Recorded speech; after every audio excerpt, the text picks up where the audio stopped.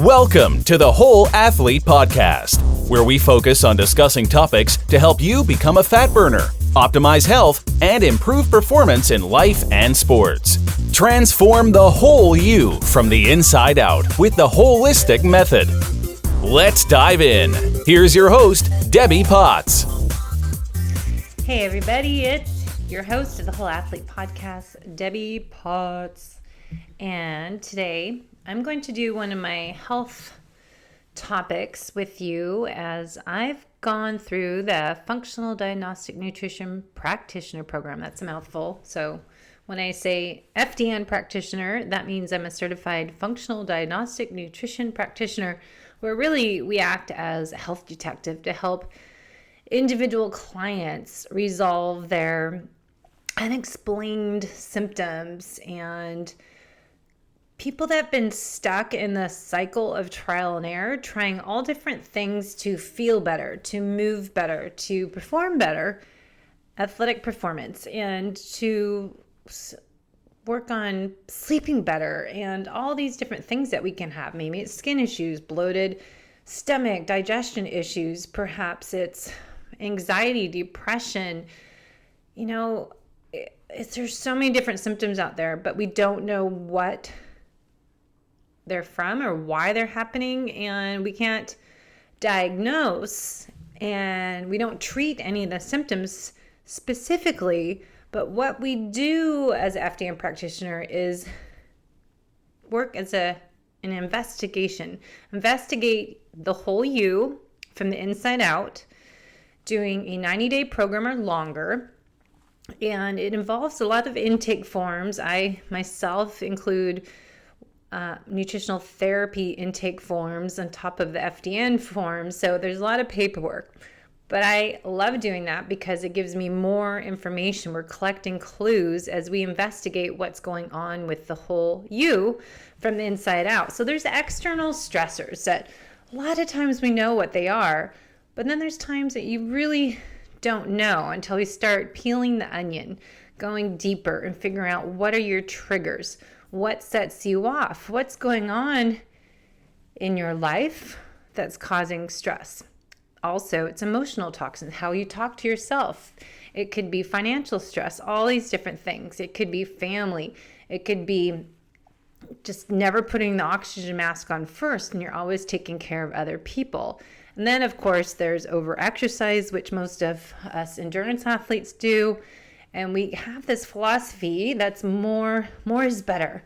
If I can fit more in the day, I'm a more successful person. If I can fit another workout in or go 10 more minutes, I'm a better athlete. We have to switch that mindset. As you hopefully have read my book on Amazon. If not, you can go buy it today. It's called Life is Not a Race, It is a Journey with the Holistic Method.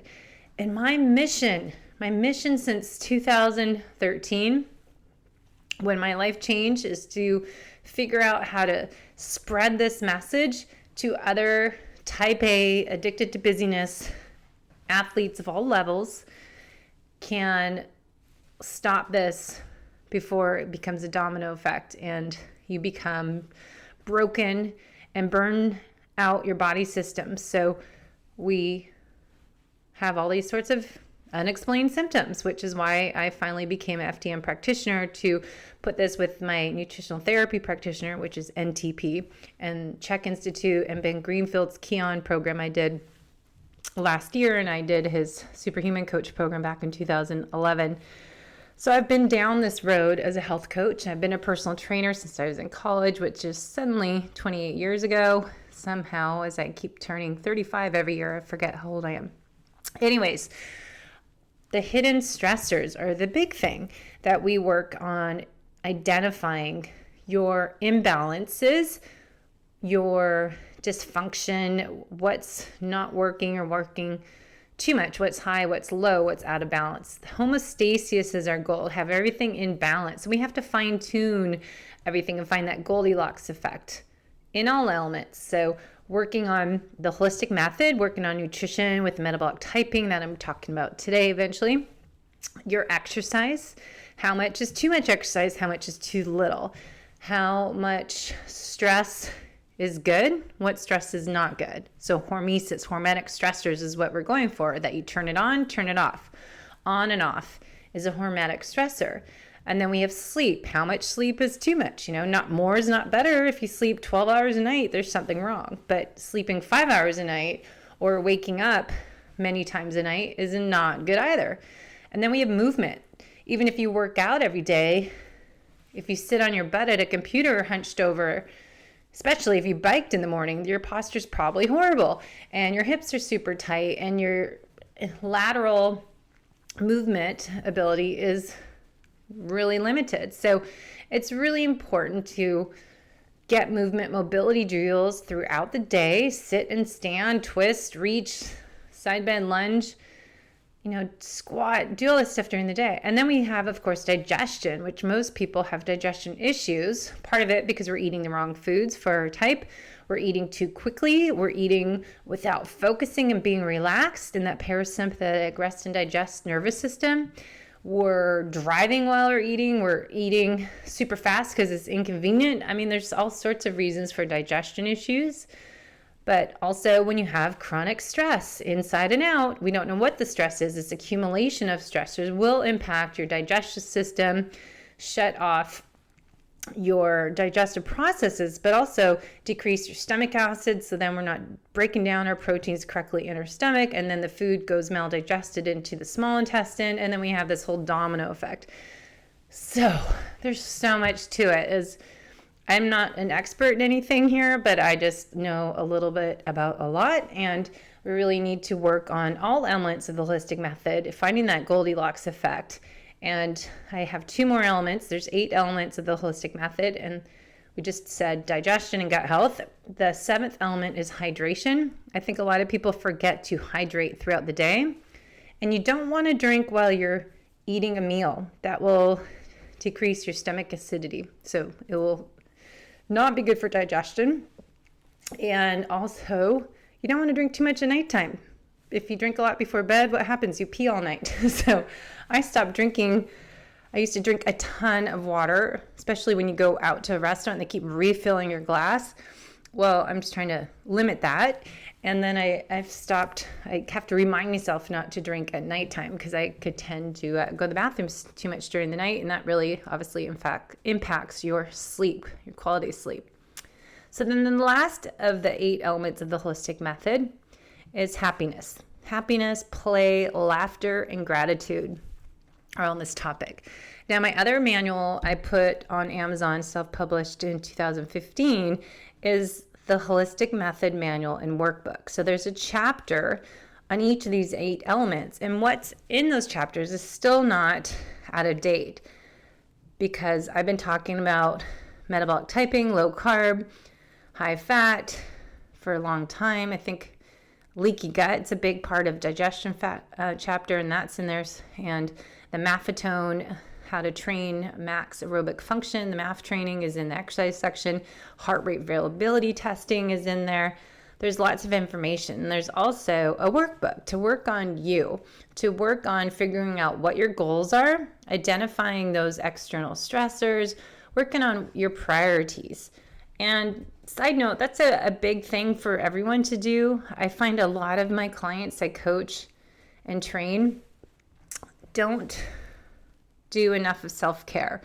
We often, especially mothers or whoever's a stay-at-home parent, male or female, give a lot. If you're a giver and you're not a taker, you need to prioritize time for yourself.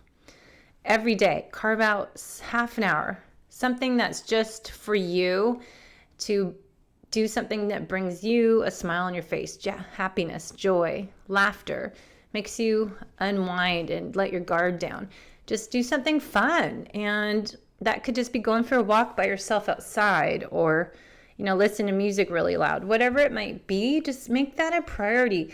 Take your health as a priority, and that includes happiness and self-care, self-love, play, laugh, gratitude journal, whatever you need to do. But nobody really does that enough, or they do it too much and then you're selfish, right? So it's not feeling guilty for taking time out for you Or like me, no one messes with my workout time. I go lift weights with my husband 5:30 to 6:30 a.m. in the morning, Monday, Wednesday, Friday. I don't schedule a client at 6 a.m. because that is my time. I don't even say I'm available until 7 a.m. now.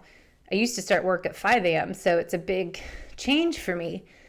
And Tuesday, Thursdays in the wintertime, I'm doing indoor spin bike for an hour, working on just maffetone training and some intervals some days. But I don't tell people that. I just say, here's when I'm available. So you just have to set boundaries of your personal time and offer the time that you're available. Schedule time when you do emails. Schedule time when you respond to phone calls. Schedule time when you have available for social time, lunch date, or whatever it might be. And just you don't need to feel guilty, and you don't need to explain what you're doing. I go to Master Swim at noon, Monday, Wednesday, Friday. I don't schedule any activities, or if someone wants to go grab lunch, it's kind of hard because I'm not available until 1:30, 2 o'clock. So we can go grab some decaf herbal tea, but I'm not going to, break my swim because I meet my swim friends. And that's not a bad thing. And I learned that over the years. I'm working on writing an article of things I learned since my book, Life is Not a Race, came out.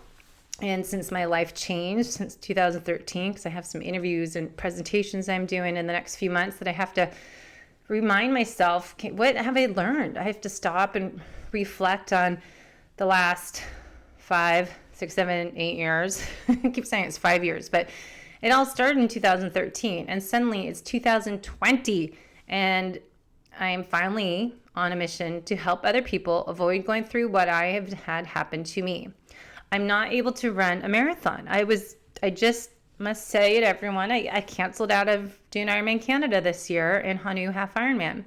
I want to do some half marathons, and I want to do New York Marathon and qualify for Boston again. My body doesn't want to run that long. It's just something that's, I damaged myself having chronic stress and living life as a race and racing a lot in my past. And I think that's really what I want to help other people avoid, becoming broken and burned out. So you can't not do the things you love to do. I love running endurance races. I love doing triathlons, Ironman, finishing at Ironman Hawaii. It's amazing experience and feeling.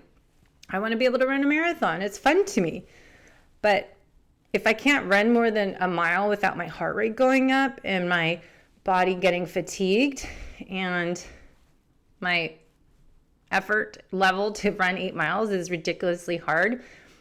Mind you, I used to run fast. For me, I could do a 3:12 Boston Marathon was my PR, 3:17 was the next year. I could pull off a 3:40, 3:45 marathon, the end of an Ironman, and do well in my age group. And I don't brag. I'm not that type of person at all. I don't wear anything with my logos on, and I have everything shoved in a box that I've won. And, now it's more like, dang, I should have appreciated that a lot more back then, because now I struggle. And I shouldn't say I suck, because I'm need to practice what I preach of being positive, and emotional toxins will cause stress. And if I talk poorly to myself that you suck, you can't run, you can't race again, that mindset, that wiring of my brain that I can't do something is not a positive result. We have to think of it, what's my gift in this experience? My gift to me is to help you not do this. Don't go through what I have had happen. And also think about, what's my area of opportunity? I'm working on swim stroke. If it's not a swim instructor, and I'm going to meet with them again next month, and working on things I can do that don't cause stress in my body. Running, I'm just doing less, and I'm working on my mechanics and drills, instead of trying to keep being on that hamster wheel trying to push my miles. I will do another podcast on Friday for Vespa. I'm going to see how that works, and talking to the Vespa rep, Peter Defty, and the athletes on the team, giving me some feedback. It's like, all right, well, maybe I'll try this, because if you keep doing the same thing over and over again, what is it? It's the definition of insanity. So if I keep trying to do long runs every Sunday and doing them fasted with just coffee, my heavy cream, and water it's not working for me. It's been well over 5 years since I've been able to run comfortably over 12 miles. And when I still can't go over 5 miles without having a run walk and struggling, it's not because I haven't been doing the max aerobic function type of low heart rate training for years. I've done that and trying to do intervals. I've tried all these different things, mitochondria function, talking a lot about on these episodes coming up next few months, doing a lot of research. That'll be one of my topics at KetoCom is mitochondrial optimization. If we work on optimizing the function of our mitochondria and make them stronger and get more of them, will that help me with my fat loss and my athletic performance and longevity?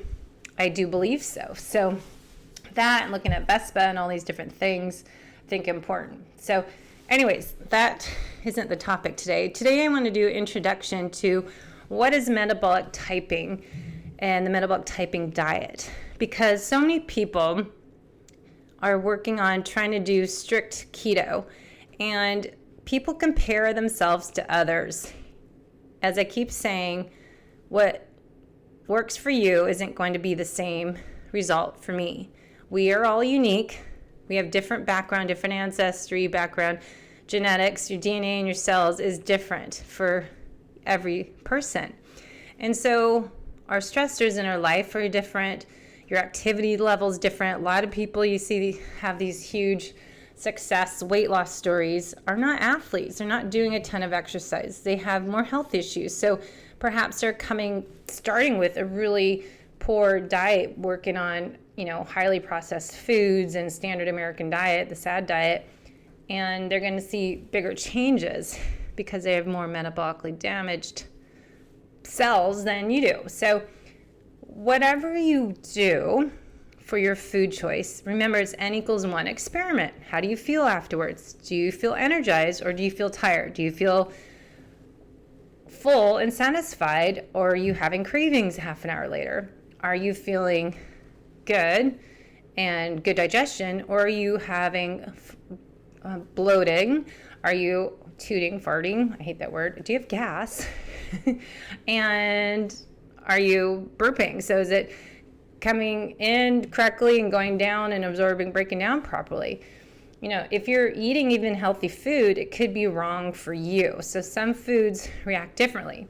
So as an FDN practitioner, what we are taught, as well as Paul Chek and the Chek Institute, I'm a holistic lifestyle coach as well, and Paul Chek talks about the metabolic typing diet and uses that in his coaching program. And then Ben Greenfield in our Keon program, we talk a lot about, looking at the ancestry background, look at your genetics, and look at where I'm from. I had, what I say in my post the other day, 63.5% from the UK area, from Northern European background. So what I'm going to eat is different than someone that is from South America. So we have to look at all these different elements. So if you're struggling with figuring out what to eat, if you're struggling with fat loss, I try not to say weight loss because we want to say fat loss. If you're struggling with chronic fatigue, depression, anxiety, skin issues, digestion, the list goes on, I would look at this metabolic typing diet just to check it out. The website's called mtdiet.com, and you can go through our FDN program, and anyone can take this quiz, and it'll give you all this information and lists of foods to take.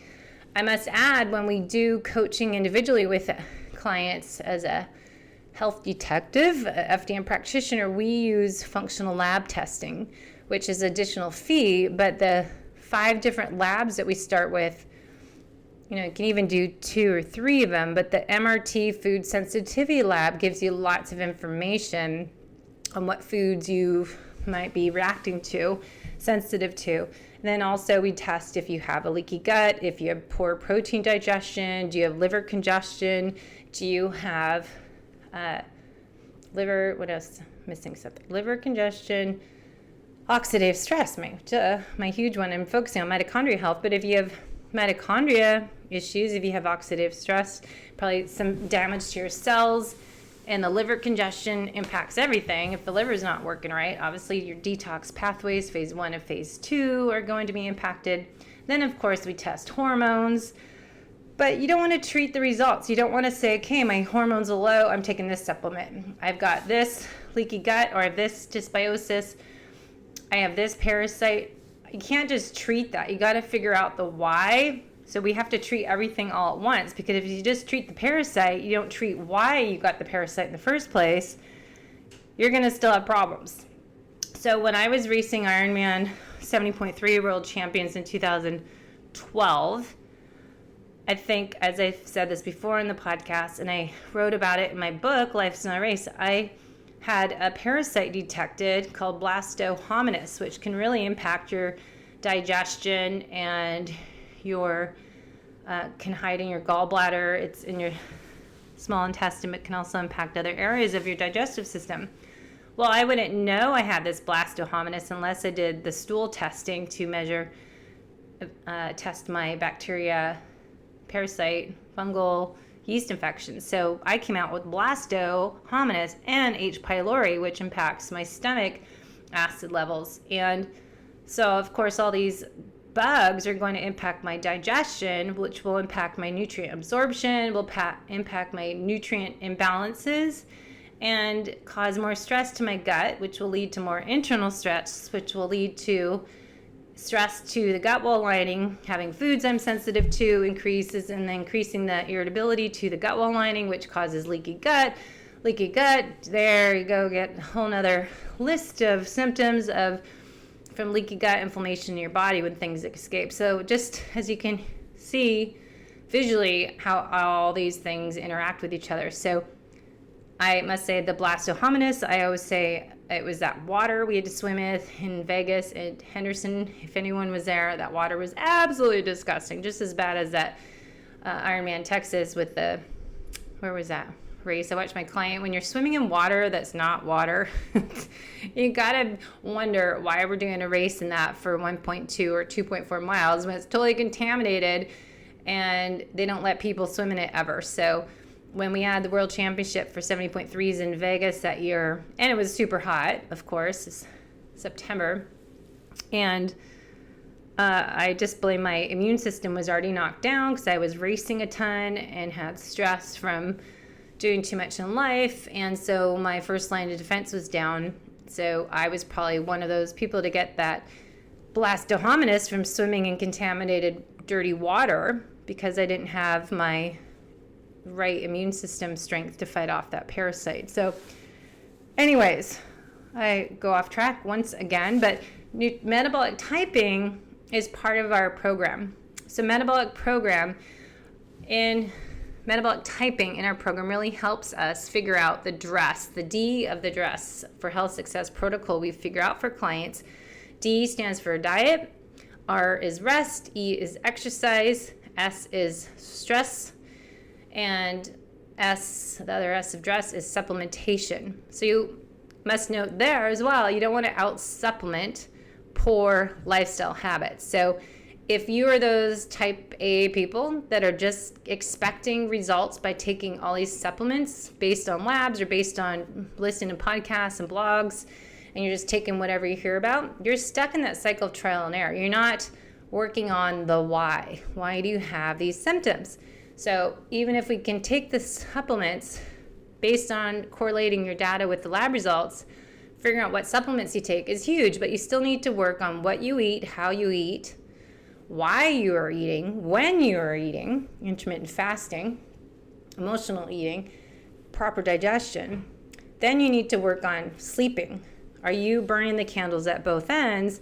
Are you waking up super early and you're not going to bed till 11 at night, missing that whole detoxification housekeeping service at night? Are you exercising too much or too little and not having enough recovery time where your body rebuilds and gets stronger? You know, there's that huge factor there. And stress, if you're constantly stressed out because of life is overwhelming, you need to stop, pause, and reset. So supplementation is only one part of the program. So example for metabolic typing, I like I'm just going to share stuff from the book you can read. William Wolcott is called the Metabolic Typing Diet book, and I have it somewhere on my shelf here. But in nutrition, if someone with a health problem does really well with X protocol,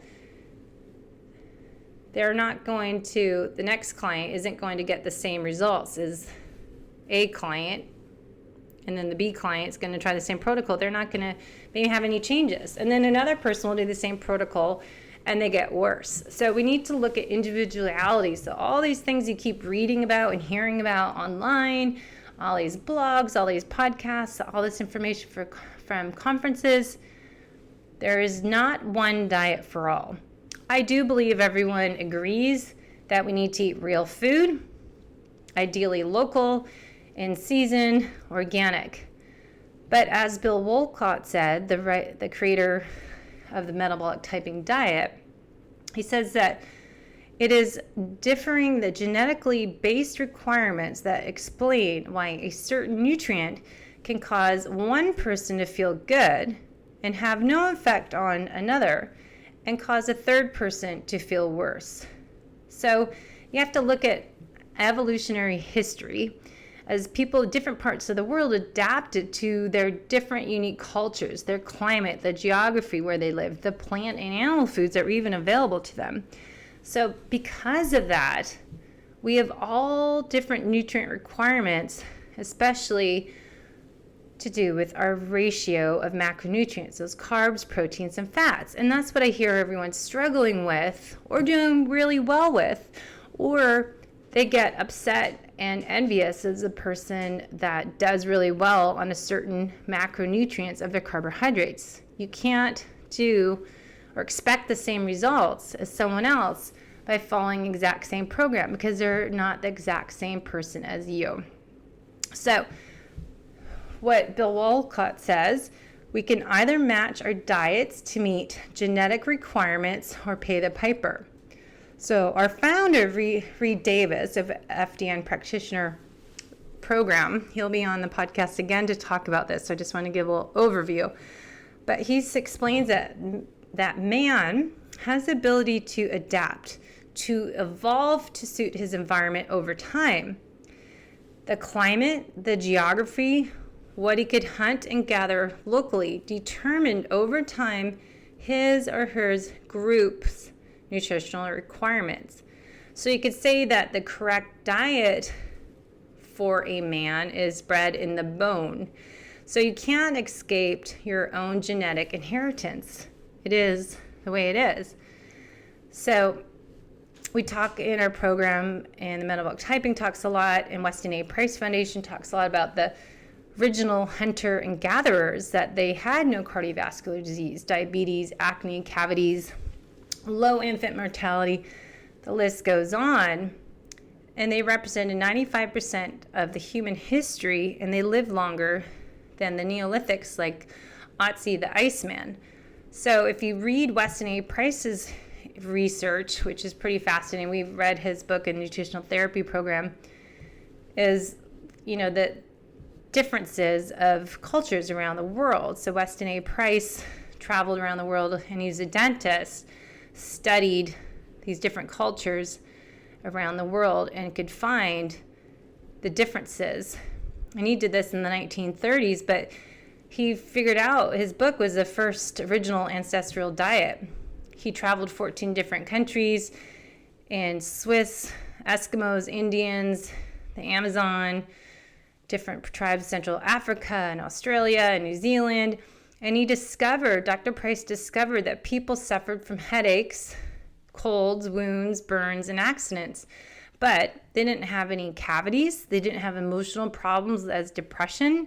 They didn't have the degenerative diseases unless they strayed away from their ancestral diets.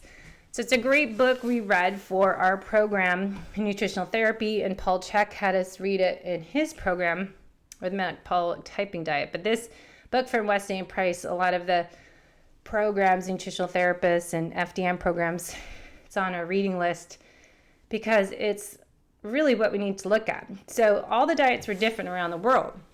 So you can think about genetic, what they had available to them. So the Swiss ate more raw dairy. The Gaelic Fisher people had seafood, and they didn't have dairy available. Of course, the Eskimos had 100% animal and seafood diet. The Maori tribe had seafood, fatty pork, plants, coconut, and fruit. Maasai's had no plant foods, just beef, raw milk, and organs. The Bantu had beans, squash, corn, millet, vegetables, fruit, and some milk, some meat.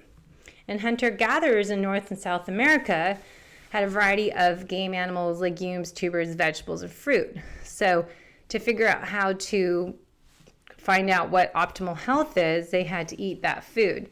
Now, I must say, eating foods that are in the soil as legumes, tubers, vegetables, and fruit, corn, beans, squash, those foods listed, they're not the same as they were back then because our soil has been damaged. And then you look at all the pesticides in our environment, and over years how the soil has gotten damaged and our minerals are depleted and the food's genetically modified. And so that's why a lot of times those foods do not work for us, and it causes irritation to the gut wall lining because I think they're toxic.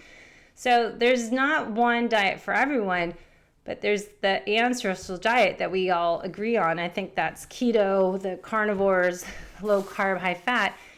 It's looking at your background and looking at your body type.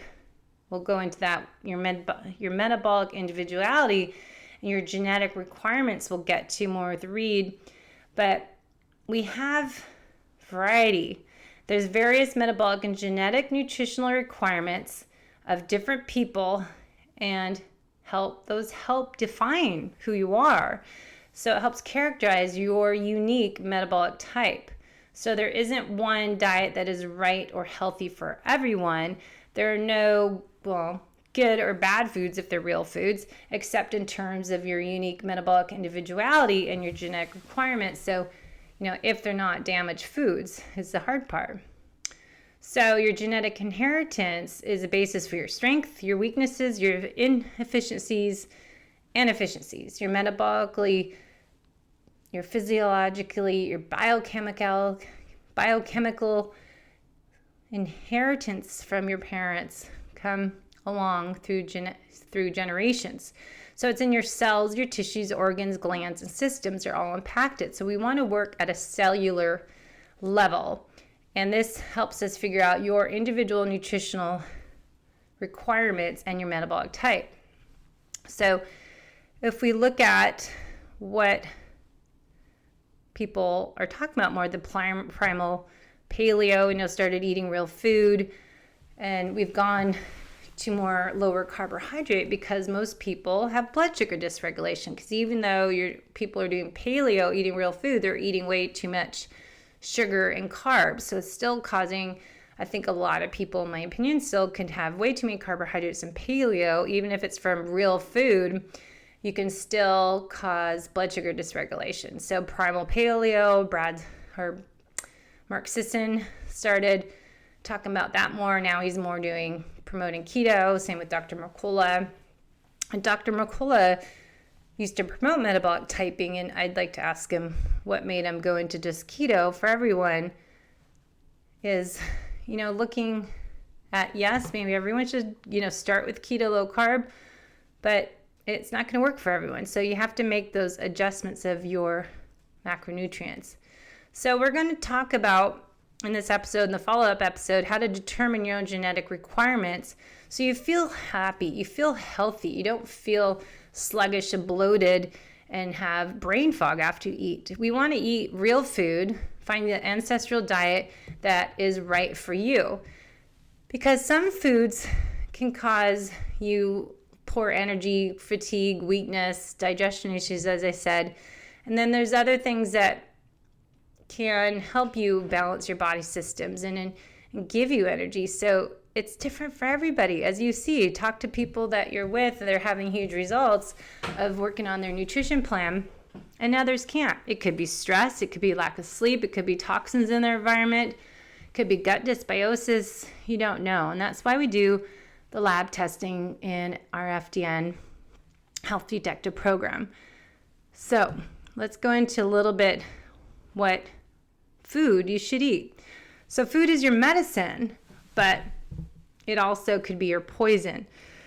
The right foods can heal you, but the wrong foods can kill you, because food directly impacts and regulates all elements of your metabolism. And this is coming from Bill Wolcott and Reed Davis, and it's really looking at your genetic blueprint for health. We're designed to be healthy. We're designed to be in balance. Homeostasis is really, I think, looking at health at a cellular level. So if we look at our nutritional element requirements, part of your genetic program that's found in every cell, your DNA is in every cell.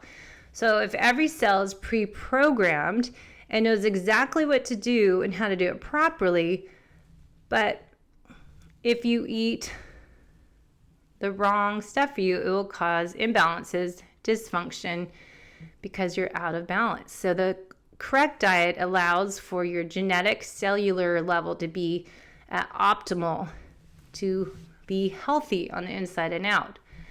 So what do we do in metabolic typing? Well, there's a big questionnaire, and you can find out a zillion questions, which I'm just actually going to do my quiz after this podcast. But we don't know, as I keep telling everyone, you have to tweak how much protein, how much carbs, how many fats are good for you. And so it's your fuel mixture, and that's going to be different sources. So if you were an Eskimo or if you're a South American, it's going to be coming from different sources. So you have to look at where you're from.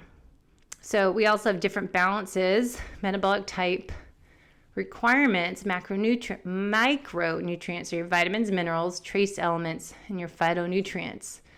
So again, it's going to be different from where you're coming from. And then they look at metabolic typing, different macronutrient ratios. So your percentage, so before I just said protein, fat, carbs, the sources of those foods, but it's also the percentages are going to be different. So if you thrive being high protein and fat and a low carb versus a low protein fat diet and high carb, and you can thrive on that, well, that's going to tell you a different metabolic type. So different metabolic type means that you have different kinds of foods, your fuel, you have different balance of nutrients, your fuel mixture, and different ratios of protein, fat, and carbohydrate. That's your fuel mixture. So it is important to figure out, because we want to find balance. We want to optimize our health at a cellular level. If your DNA are in your cells, your mitochondria are in every cell. We need to eat right for our type, our genetics, and figure out what that is. Because the wrong diet contributes to what Reed says, metabolic chaos, as I said before. So we want to have biochemical balance, metabolic efficiency, optimal function, stress resolution, adaptation, regeneration, and optimal health. If we don't eat right for our type and we don't meet these genetically based nutritional requirements, we can produce biochemical imbalances, metabolic inefficiencies, loss of function, inability to resolve stressors, failure to adapt, your chronic disease, degenerative diseases, and loss of health, even death. So the genes form the basis for metabolic individuality and genetic requirements for the right diet and nutrition for each individual. So the ancestral diet is where you want to start with the right information. So knowing your ancestors is not all you need to know to figure out the proper food. Because, as I said, life is different. Back then, obviously, foods are genetically modified, as I already said. We have toxins. The glyphosate is killing everything. And really a lot of toxins in our environment. Transportation, the cultures, genetic mixing is what they call the genetic roulette. So what Mr. Wolcott figured out is this metabolic typing diet. And there's a big quiz. If you go to mtdiet.com, to learn how your food regulates your metabolism. So what Mr. Wolcott figured out is that take that information of your ancestry,